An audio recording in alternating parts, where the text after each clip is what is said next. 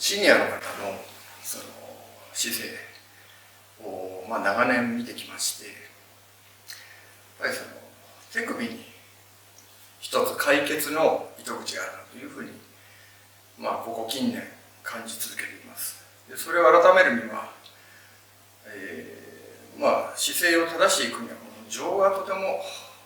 有効であるということに、気づかされました。でその手首っていうのは、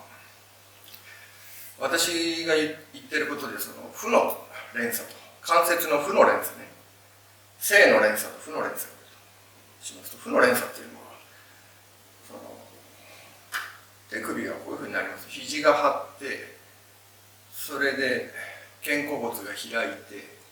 胸椎が奥に入り込むような形になって連動して骨盤が後傾していくと、こういう連鎖なんですね。で結果、頭が頸椎がね前にかがみになってこういうふうになってしまうんですね。で頭ってやっぱりね5キロとか6キロとかそのぐらいあるって言われてますから、その重さでますますこれが硬くなって張りが出て、元に戻そうにもカチカチになってしまってっていうのが負の連鎖の長年積み重ねてきた体の在り方だと思っているんですが、それを改めるには情でですね、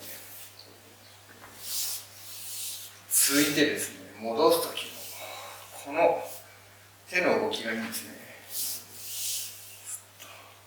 まず逆ですよ。手のひら側に曲げた手首を甲側に返していく、起こしていく。そうなりますと、外に曲がった肘が体に近づいて、この肘の先端部が下に向くんですね。そうなりますと、この肩が詰まってきた、ここの詰まりが出た肩が落ちて、なおかつこれで肩甲骨が寄っていくんですね。はい、そうすると胸が出て骨盤が立ち気味になって首が起きてくると。だけどいきなりそれを、今までの経験でシニアの方にやっていただいても、やっぱり手首がね、なかなか何度言ってもこの手首ってなかなか治らないんですよ。相性がいいから。この姿勢に連鎖してますからね。この末端部である手首、負の連鎖の末端部であるこの手首が相性がいいんですよね。こうはいかないんですよね。これをこうしたいけども、その体の付け根側がもうこれで固着してる、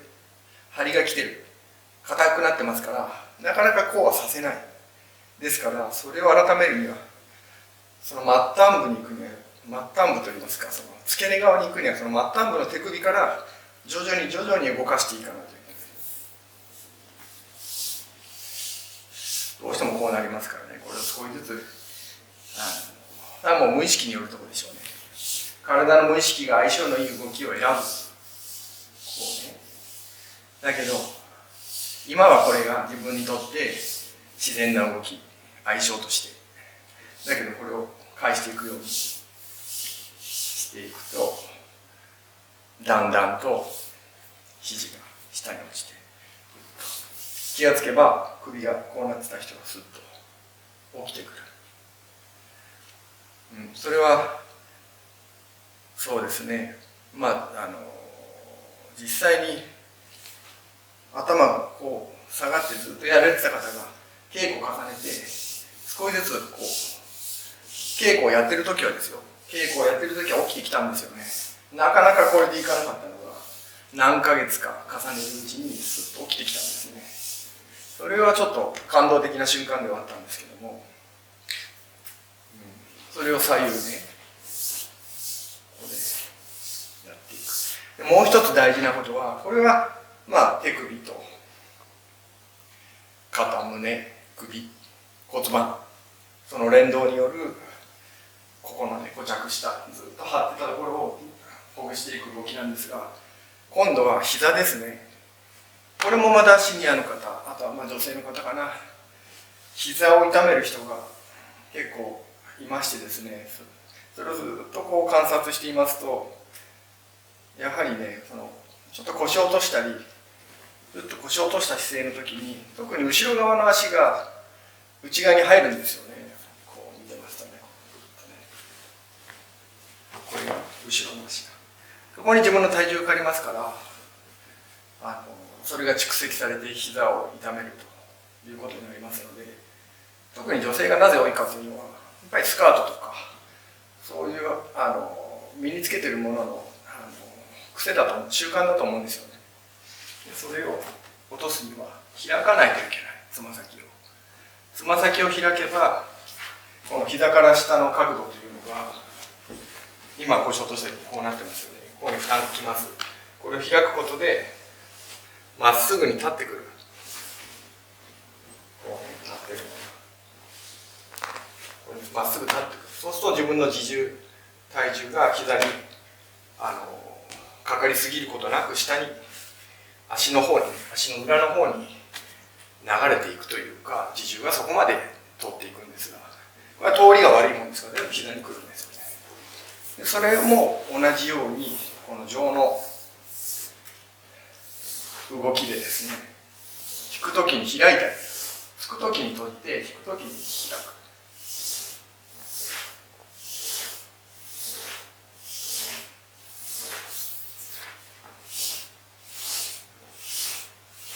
こうしたその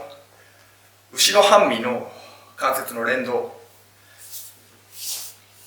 手首、肘、肩、腰、膝頭、つま先が一緒になって動く。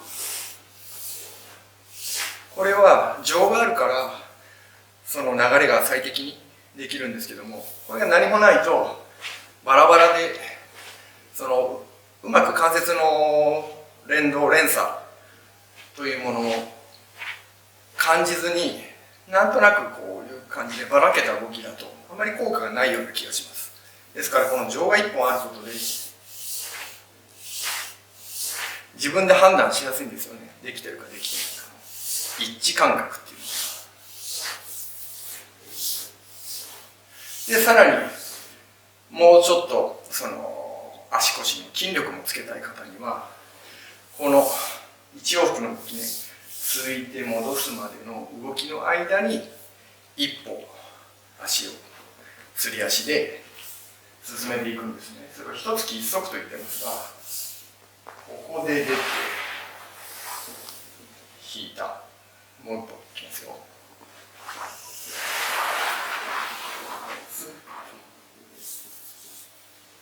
だいたい突き終わりで足が揃ってますね。その時に腰を上げないこと、膝は伸ばさない、上げたまま。これ両足のつま先は前を向いてます。で手が前後入れ替わります。引きながら後ろ足を最後にスッと手首と連動して開く。これをなるべく一調子同じ速度で動いていくことが足腰の鍛錬というか稽古になると思います。難しいと思いますけどもね。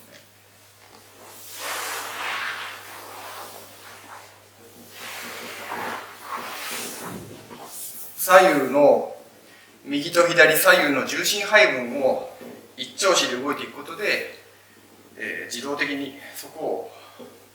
学んでいくというか整えていくんですね。整うんですね、体。